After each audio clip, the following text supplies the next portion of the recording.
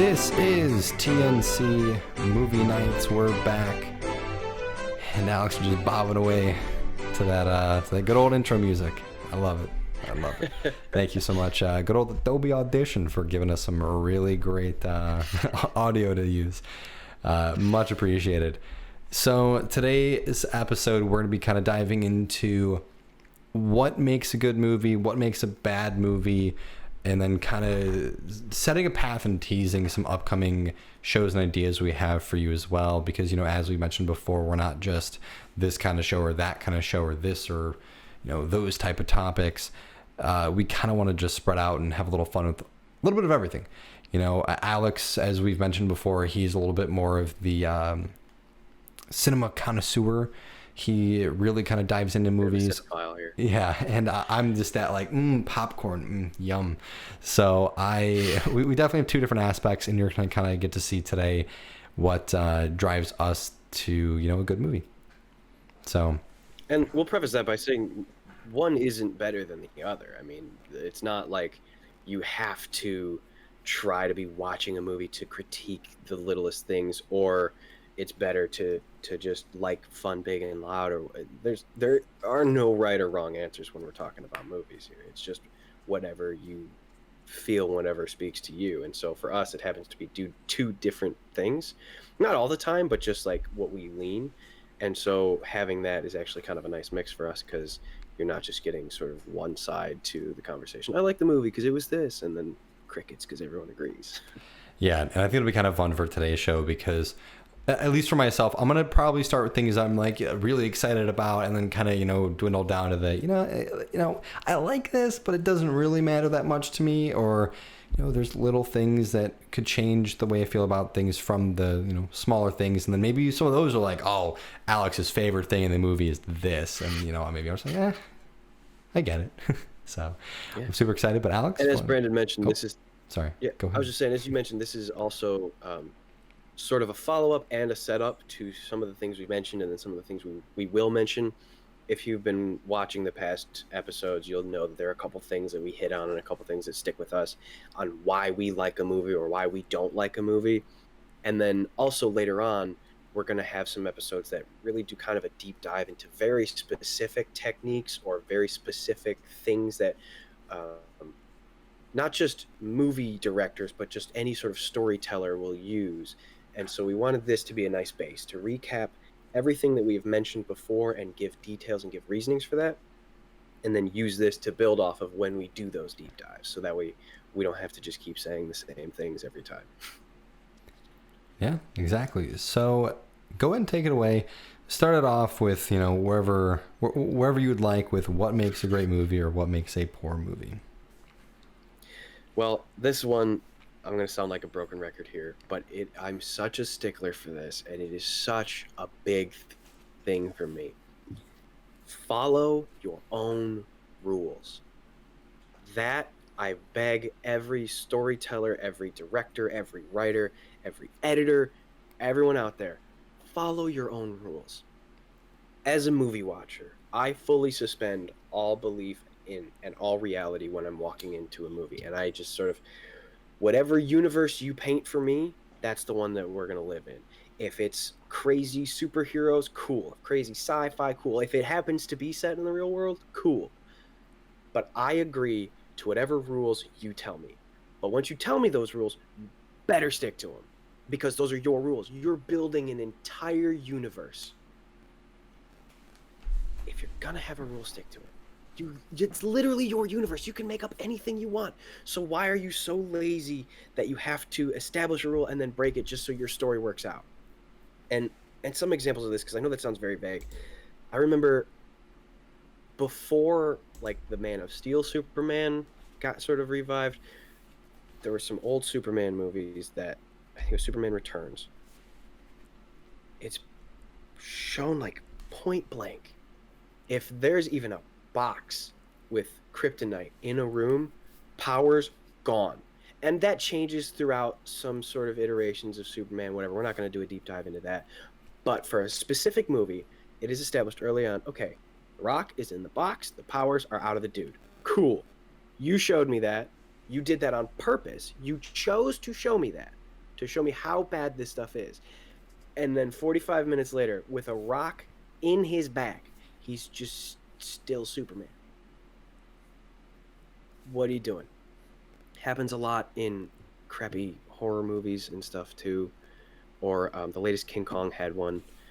I'm sorry, not King Kong. Godzilla had one where, basically you hear it all the time. Oh, you can't go in there. You will die. You'll die before you even get in there. Cut to 20 minutes later. The main character is in there, somehow not dead because plot, because reasons. And they never explain why. They never prefaced on how, oh, this might be the one. He might. It's just like, we needed to. So we just wrote it that he did. And it doesn't matter because we made the movie. It's like, it shows laziness. It shows that you don't care. And like I said, it's your universe. You can literally write any rules you want. So why do you have to write ones that you then have to break? Just do it right the first time. So that's probably my biggest one there, because it feels like such a betrayal where you're like, I am letting you tell me everything and then you're just lying to me. So that's why I'm a stickler for that. That's why I've mentioned it before. That's why I'll mention it again. I feel myself ranting, so I'm going to pass the buck to you.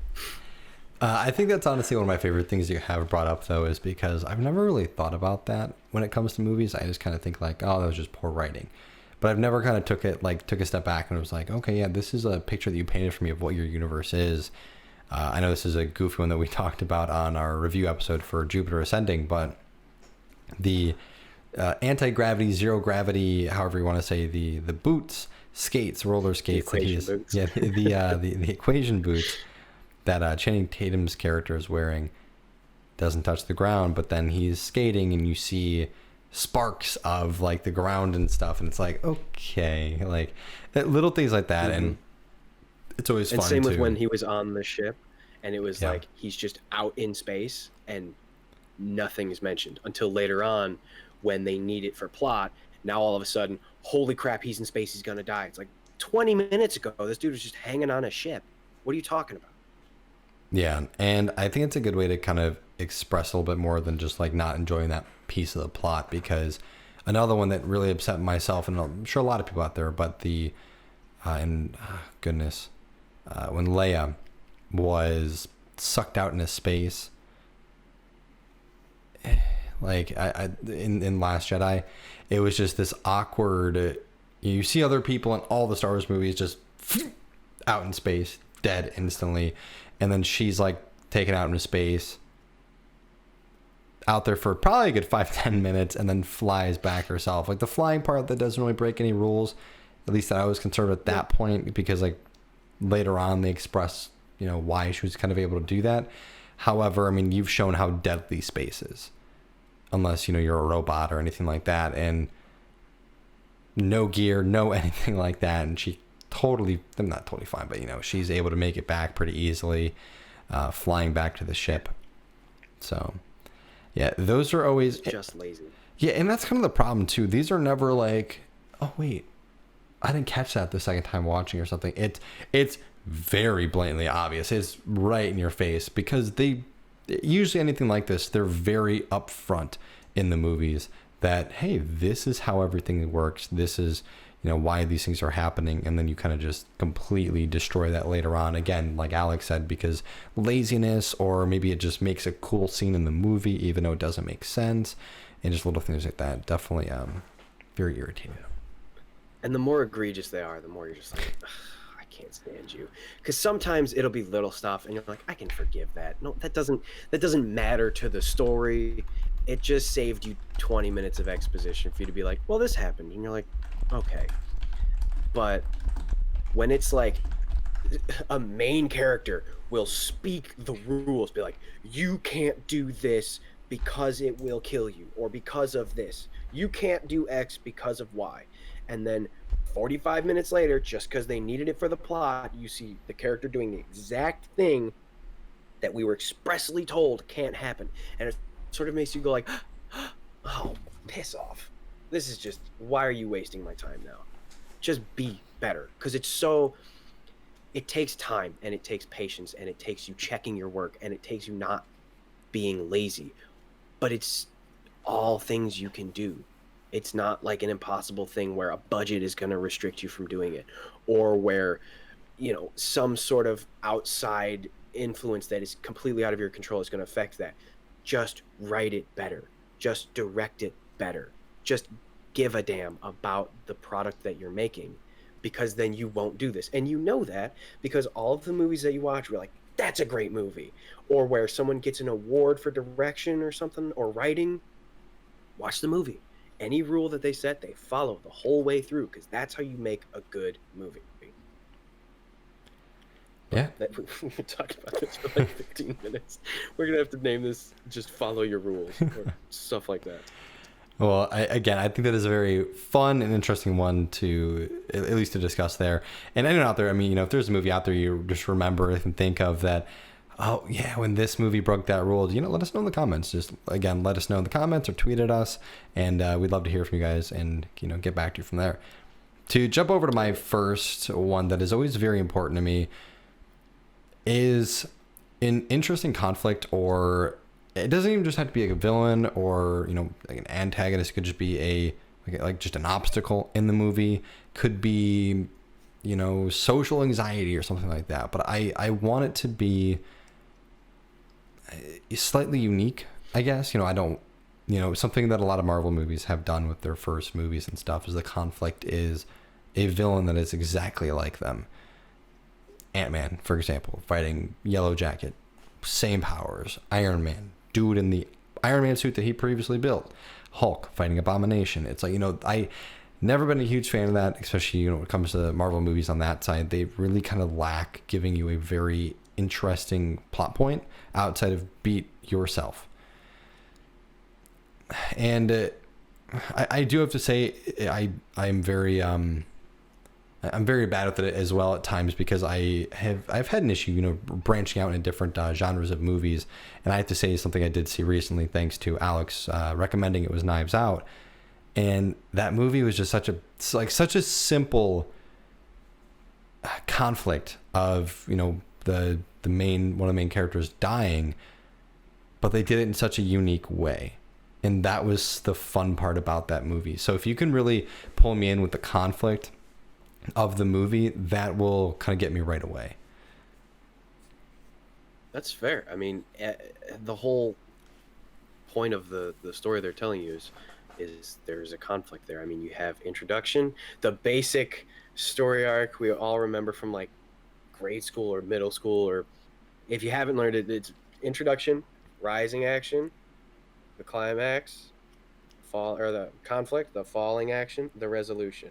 You introduce people, you build up the suspense, or you talk about things, or things are happening. Big thing happens, and then you kind of come down from there. What happens as a result from that? And then you have the resolution. Here is the end product after all that has happened. And without this right here at the top, who cares? Then you just have, hey, look, there's people. They might do a thing. That's it. Okay, now what? Oh, that's over. All right, cool. What a crappy movie. So I totally see that. I have a little less beef with the sort of self versus self nature of like the Marvel movies. It definitely is overdone. Yeah. So to do it well is one thing, but to just do it kind of falls into that laziness category where it's like, oh, I am fighting you, but really I'm fighting what I used to be. Yeah. Been done 100 times. Do it perfectly, that's fine, man. Mm-hmm. But if you're just gonna do it to do it, it's been done before.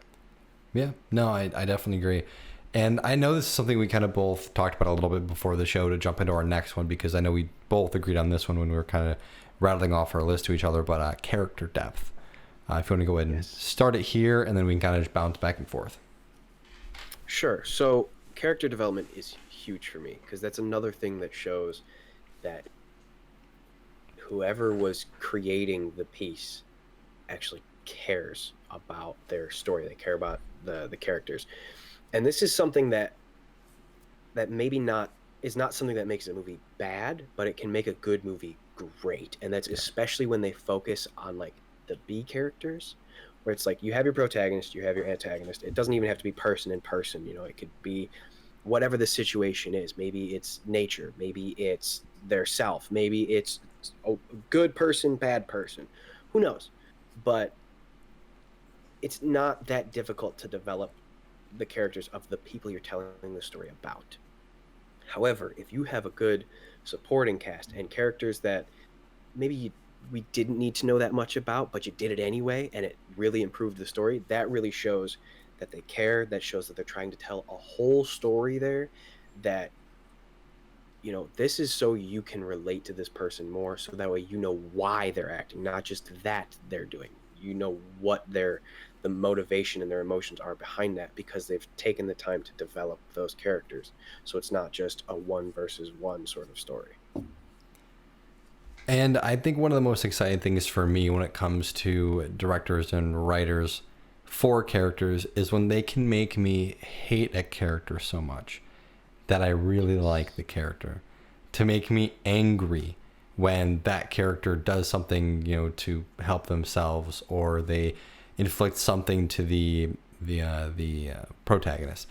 So I think that's always very enjoyable. And I know something else you brought up prior to the show was not only just the main and the villain character, or the, you know, protagonist, antagonist, is the side characters.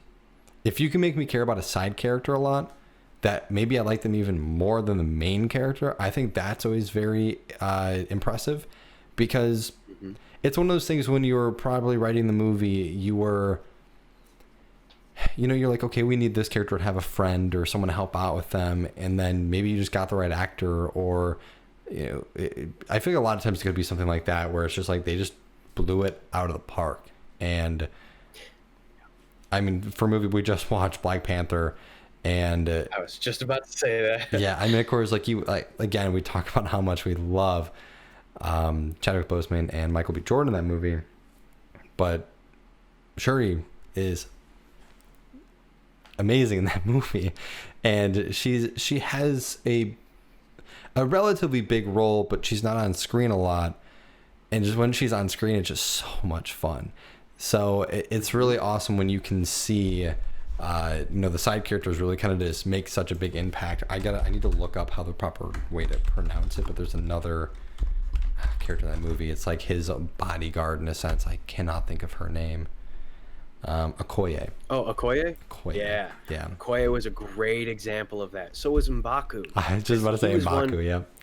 Especially, like, we didn't necessarily need that for them to be able to tell the full story. You know, we could have done without it. It would have been to a detriment for sure. But just to tell the story, that wasn't necessary. But they cared about the product.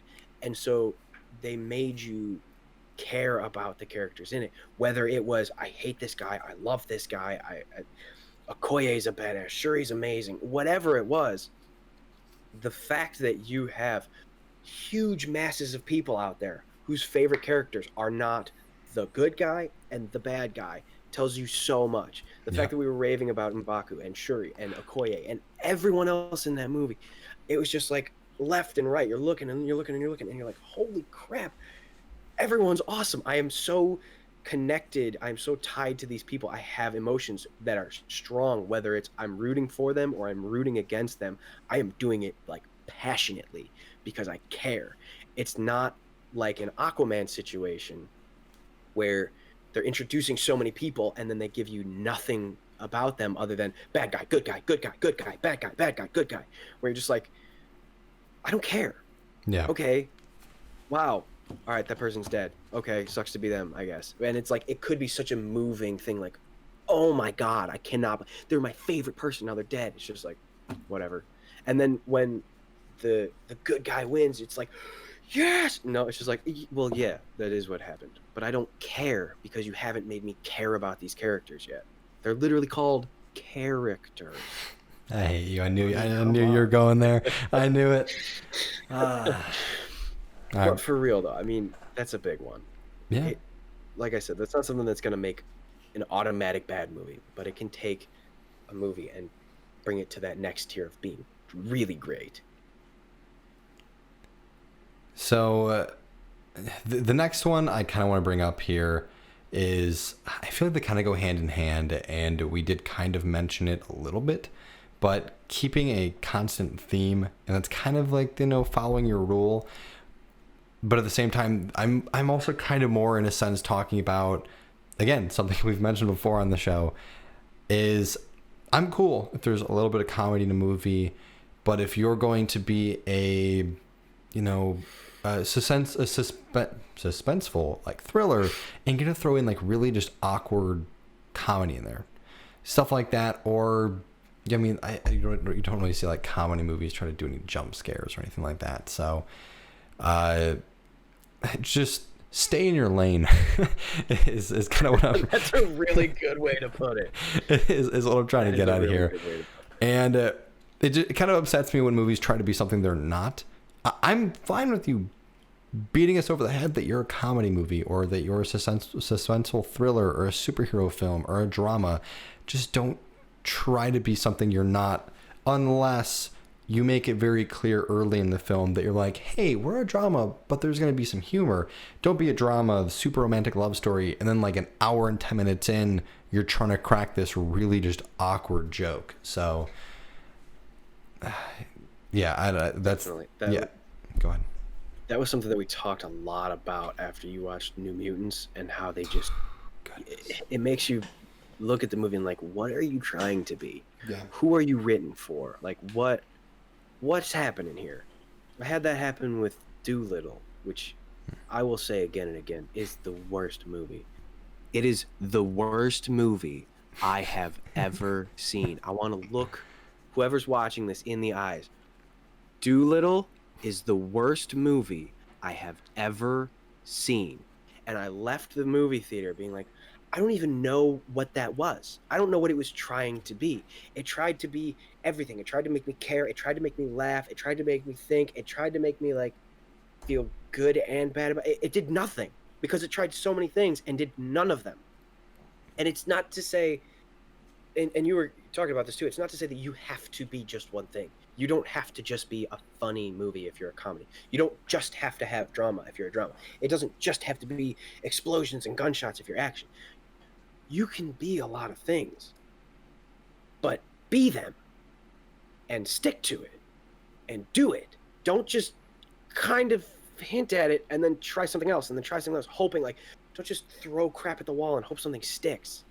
Pick a thing or pick several things and be them. Some of our favorite movies are more than one thing. Deadpool is on your list of your favorite movies of all time. It's hilarious. It's also incredibly action-packed to the point of being gory. Yeah. But that's what it is. And then there's a great love story too. To be. Yeah, they even tell you right off the bat it's a love story, and then it is. Yeah. But that's okay, because that's just what it is. It's not trying to figure out what it is, and that I think that kind of comes from a point of confidence from the creators. Bless you. Where they don't have to try to appeal to everybody by being everything. They know what they are, and they're just gonna be that. Yeah, I love it. So now that we've done something that a lot of movies out there do, beating you over the head with direction of movies, keeping things consistent, go ahead and throw us another one that's maybe a little off that we haven't really touched on a bit. I got one. We've been kind of hinting at this the whole time, but it's telling the full story. It doesn't have to be like by the book introduction, rising action, falling action, resolution. But there needs to be a story. And this happens so often when, whether it's studios or writers or directors or whoever is pulling the strings there, has already committed to making a series out of something, whether it be a trilogy or like a 5-movie series or whatever the situation might be. The second or like third movie, whatever it is, will be entirely set up. And so you're sitting there for anywhere from an hour and a half to 2.5 hours, and you're like, something's gonna happen, that's why are the credits rolling? What's going on here? Nothing happened. You tried to give me 5 chapters of a story, and you just read chapter 2. So I don't know what the hell's going on here because this isn't a story. And so it's not just for movies like that, but they tend to do it the most where they Yeah. don't stick to the whole story.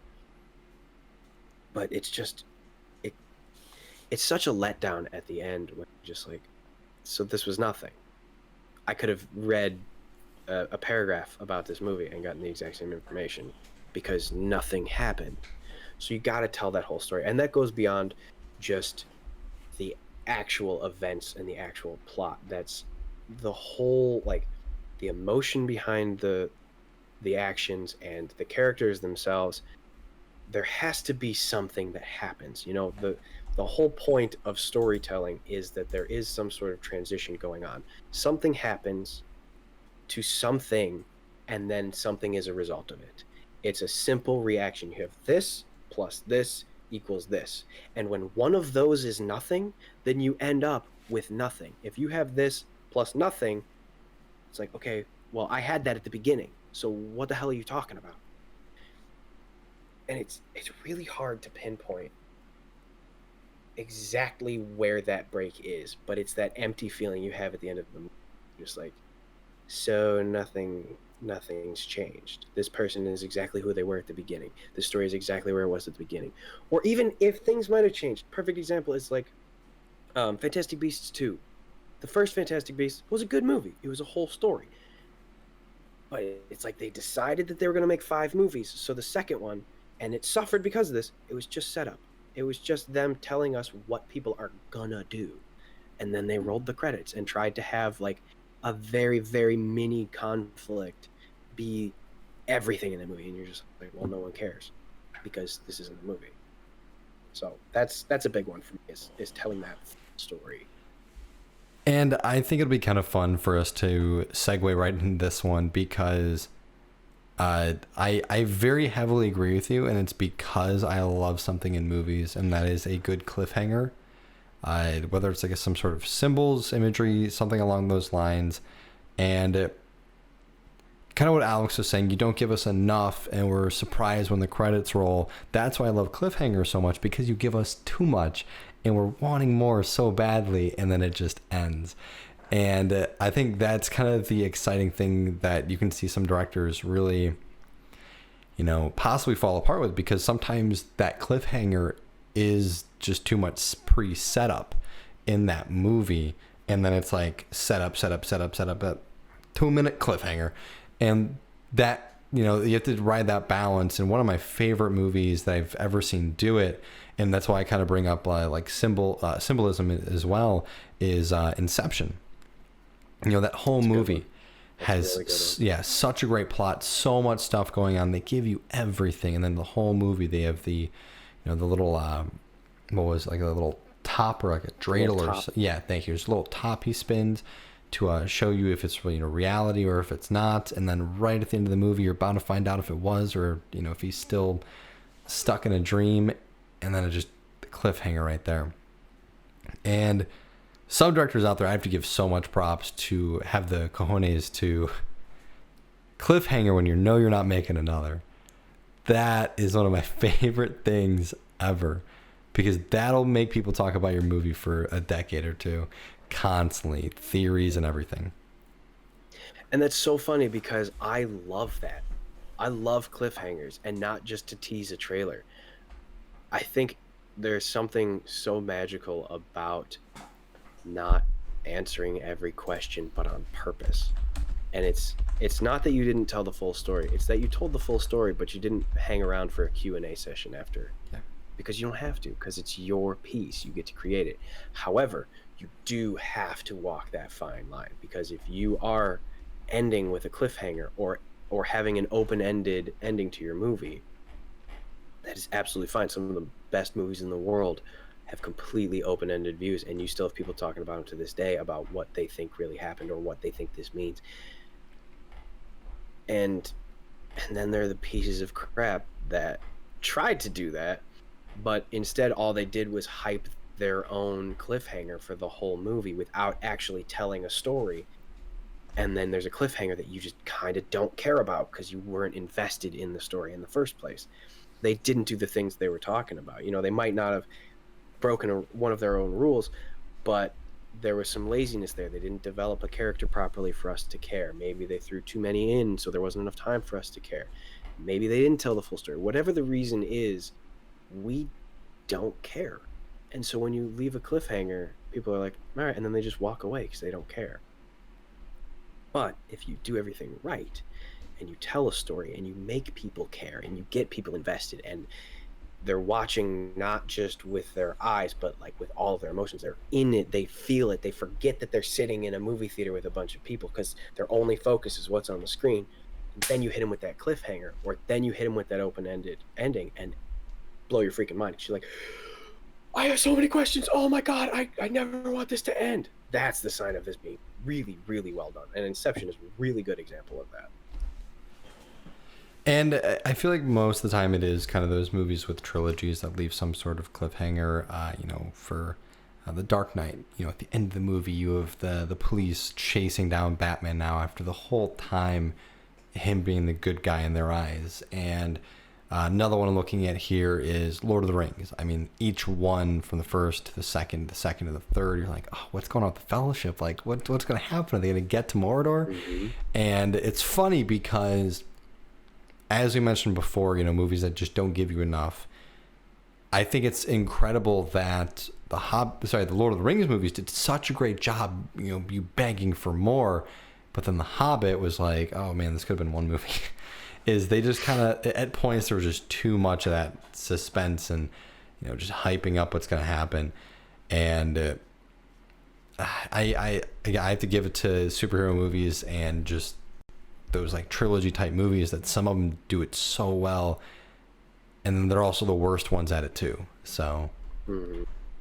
And that's the thing too, is you also have to be careful of not being too ambitious or trying to develop people too much, because we're only in there for on average 2 hours. Some movies are closer to an hour and a half, some can go, Jesus Christ, 3-4 hours, but for the most part you have 2 hours and you have a captive audience because they're paying the ticket, they bought the movie, whatever they did, even if they streamed it on Netflix, they decided, I'm going to watch this movie. So you really have to screw it up to lose them, so you can take the time to develop things. And so it's that fine line you have to walk, because if you don't do it enough, nobody cares because you haven't given us enough to care about. But if you do it too much, it kind of short circuits your brain because there's so much going on that you can't possibly hold on to all of that and care about all of that and have strong emotions about all of it, because there's just so much everywhere. Like, I don't even know what's going on here. I'm just getting kind of thrown around. Some movies, if you're like really good, you can kind of do that and get away with it and then make up for it later. But if you're just kind of throwing everything at it, and I've mentioned it before, and a good example of that is Aquaman. They threw so much at you so fast, where it was just like, I don't know what's going on here. And then they didn't spend the time to develop the characters. So it was like, oh, I don't care about any of these guys. So you have to be careful when you're doing that, especially if they already have the idea that they're going to make a trilogy or a series or whatever it is, because each movie is still its own individual thing, and it needs to have a story, it needs to have a conflict and a resolution, it needs to have growth, I have to care about what's happening on the screen, not just that I want to see the third movie. I'm watching the second movie. You already know I'm invested in this. I bought tickets to the second movie. I'm probably going to buy tickets to the third. I'm here. You got me. But you still got to give me something.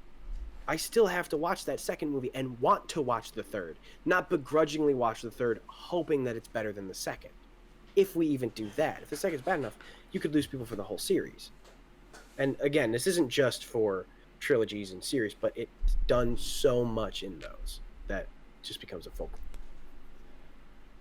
Yeah, no, I definitely, it's definitely really good there. Do you have any other really big things that make a movie good, or is it kind of a little more smaller things? Because myself, I have like 3 little ones to kind of touch on. Yeah, I don't really have anything major, because if you do the big things that we've mentioned here, then that kind of covers a good movie. If you set your own rules and then you follow, and then you introduce your characters and then develop them. If you have a story and it has a conflict and a resolution to it, there's your movie. Then you just have to plug in the pieces after that. And then it's those things that, now that you haven't made a bad movie, how do you turn your already decent to good movie into a great movie? So I just have a couple of things that can like be the difference between good and great, but nothing huge here. So Okay. I'll let you take the lead here. So before we jump into those, and if you need a couple seconds to think, that's fine, because I can go and read off mine. What is something that some people would maybe say that makes or break a good or bad movie that you're like, I don't care? So maybe something like myself would be the soundtrack, maybe like star power or editing, or what's kind of your thing? And again, like I just mentioned, to give you a little time there, mine's soundtrack. Alex brought it up to me. We were kind of talking about that a little while ago, and I was like, you know what? I think the first movie that I was ever like, wow, that soundtrack was actually really cool, was Into the Spider-Verse. Spider-Verse? Yeah. That was the first one I was... Yeah. Very, all around very solid, and it was one of the first ones watching the film. I was like, oh, wow. You know, like, I'm bopping my head and stuff, because the movie is just great choice of music. And that was one of the first and really only times I can really remember.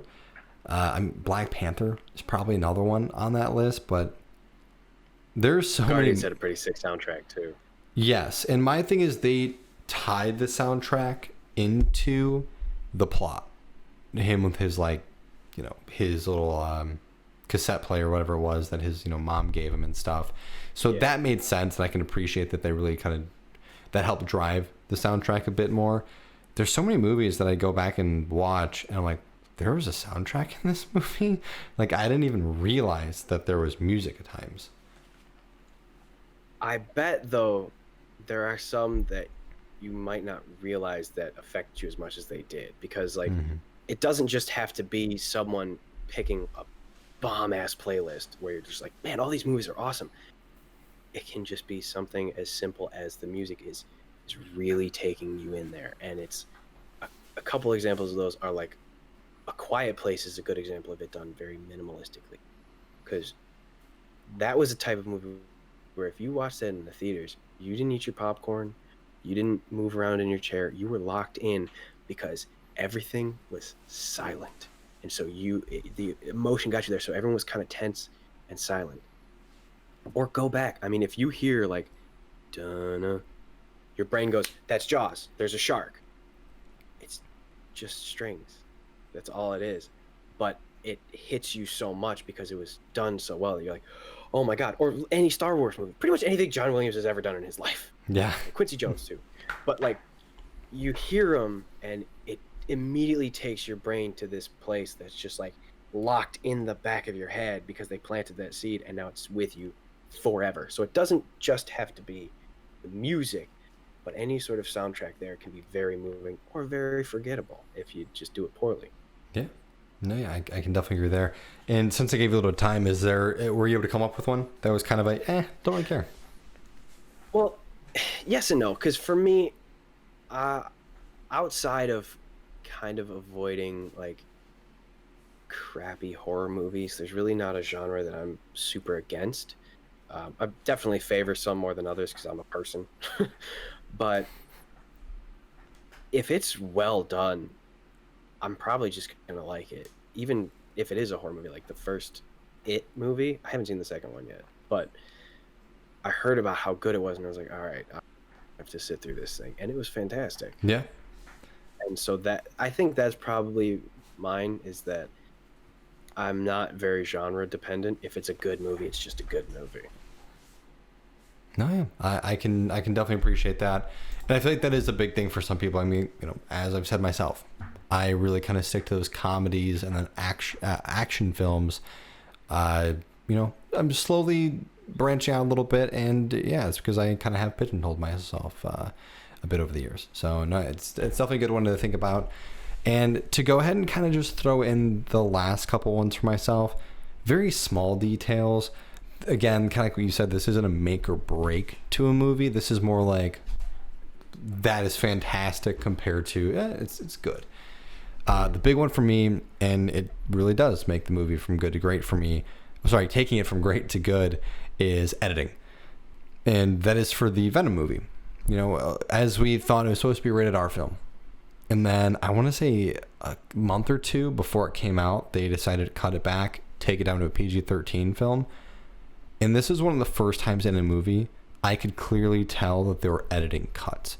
Like if right now Alex and I were just to take a little snippet, you'd be like, okay, my arm was here and now my arm is like down here. So there were parts of that movie where you clearly saw that Venom was going to devour someone's face, and then it was just like cut, and it was just completely in a different scene. It was no transition or anything.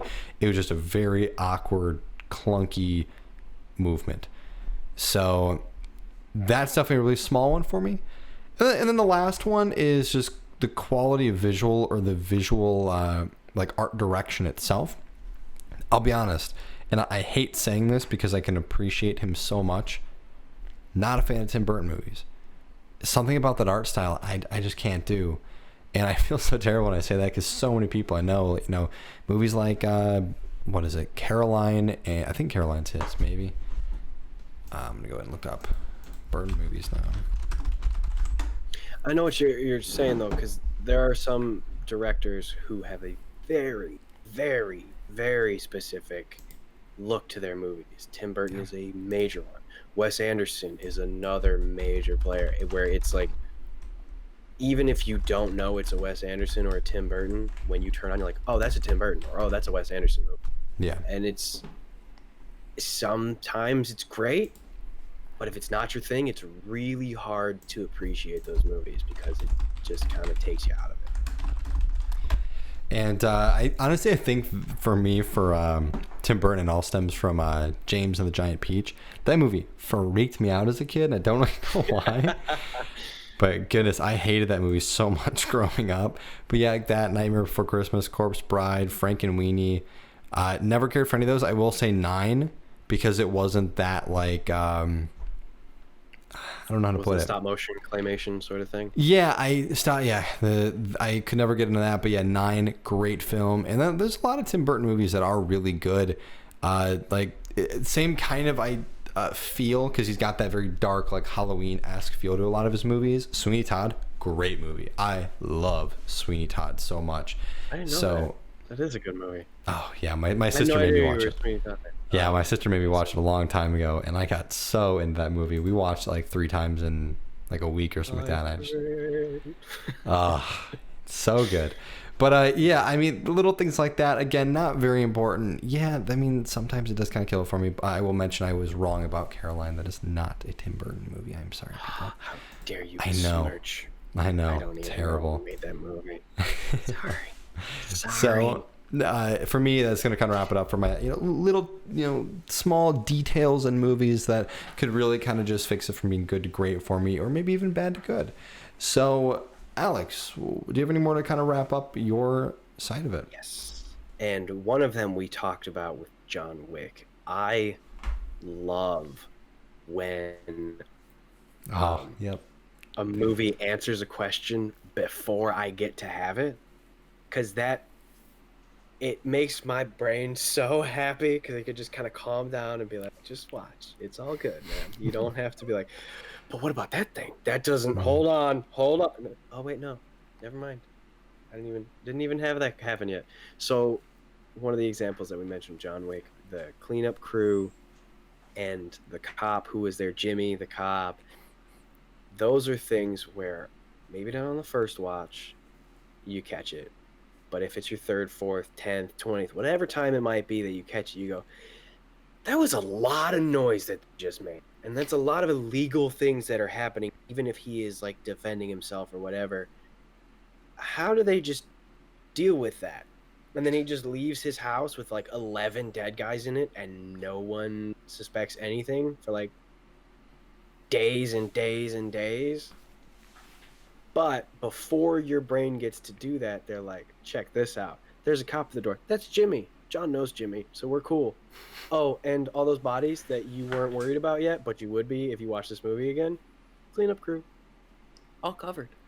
Another good one like that is the Book of Eli, it's a little bit different in answering its own question, but it's like it shows that they care. Basically, everything boils down to, is it the director or the writer being lazy, or do they really, really care about their product?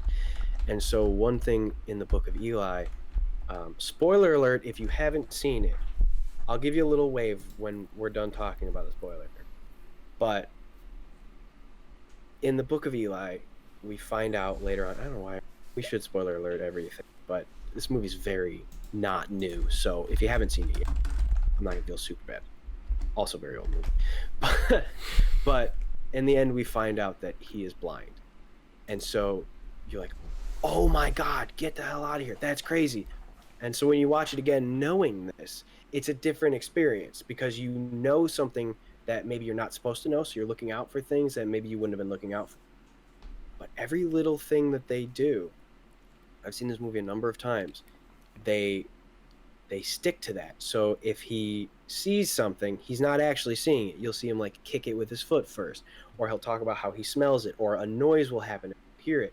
Even like the gunfights, every single person he shoots shot at him first. So it's totally ridiculous of like, well, this guy shot so you can one turn and hit him. Fine. That's the thing that I fully subscribe to. Like, that is what you told me. You told me that he is blind. However, if something happens, he can react to it, and he's like crazy good. Whatever the reason is, it doesn't matter because I agree to it because it is your universe. It is a piece of fiction. So therefore, it doesn't have to work in the real world as long as it works in that world. And it does. And they stick to it the whole time. Walking up to a house, he kicks the stairs, notices their stairs, then walks up them. He sees a dead body, and instead of like turning away, he covers his nose because he didn't see the body, but he smelled the body. Little stuff like that where you're like, that's clever. That's really well done. It shows that you care. And it shows that you're not lazy and just trying to be like, oh, look, we made a thing. So it's little stuff like that. But also, like I said at first with the John, like answering questions before I have them, all those little things that's just like, you did that one on purpose. You knew someone was going to be like, and you went, hold up. Here you go. Can't say anything. It's like, all right, well done. Well done. So little stuff like that. Outside of that, it's just little nitpicky stuff. Anything that takes you out of the movie is kind of rough. And it could be anything. It could be like a really bad edit, like you said. It could be like super crappy visuals in an otherwise very well done movie. I think we mentioned that with Black Panther. Not that they were super crappy, but it's a movie that is so flawless that any little thing kind of gets magnified. So when you see like a very, very like video game level cartoon explosion, you're like, that was a little rough, guys. Or when they're like burying the snow and you see it like clip through a hand or something. Yeah. It's like, you missed one there. And that's okay with little stuff because that's just being pedantic. But in some movies, they're bad enough to where it sort of takes you out of that immersive experience. I love going to a movie and forgetting that I'm at a theater. I'm not, my brain isn't like, you're in a seat in a theater watching a show right now.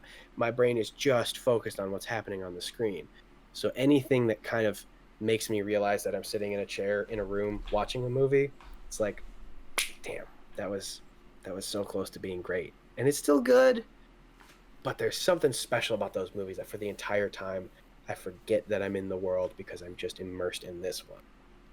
So it's just little stuff like that. What else do you have? No, that's actually it for me. It's all right. definitely, yeah, not too bad. Good little list for it. I'll let you go ahead and take it away. Yeah. There.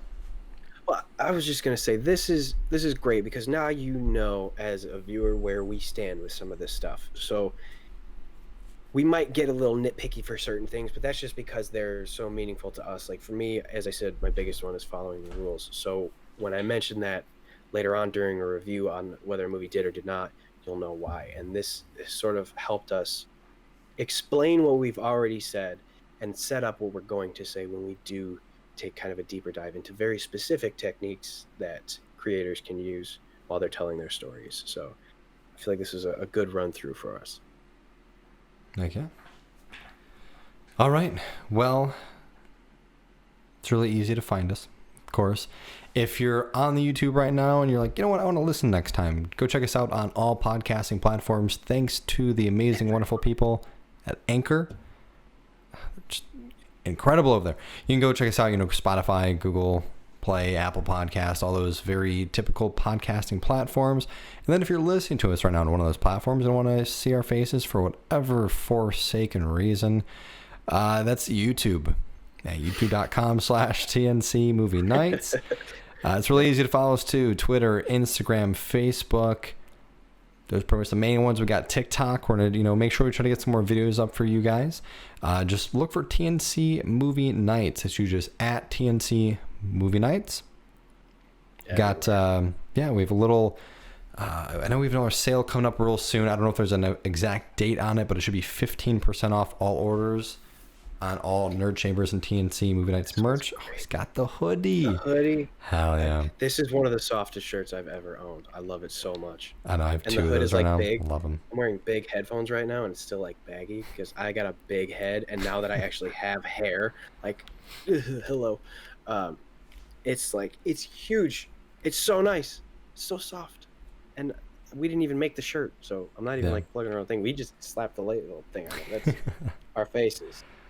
But also they're good shirts. Yeah, So honestly, go check those Spreadshirt out. kills it. That is spreadshirt.com/TNC Movie Nights. And if you guys want to find us for everything, all places, all in one, go to nerdchambers.com.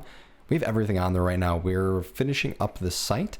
It's almost all done. We have a little Meet the Team page coming very soon. Manny's finishing that up, I believe, tonight or tomorrow.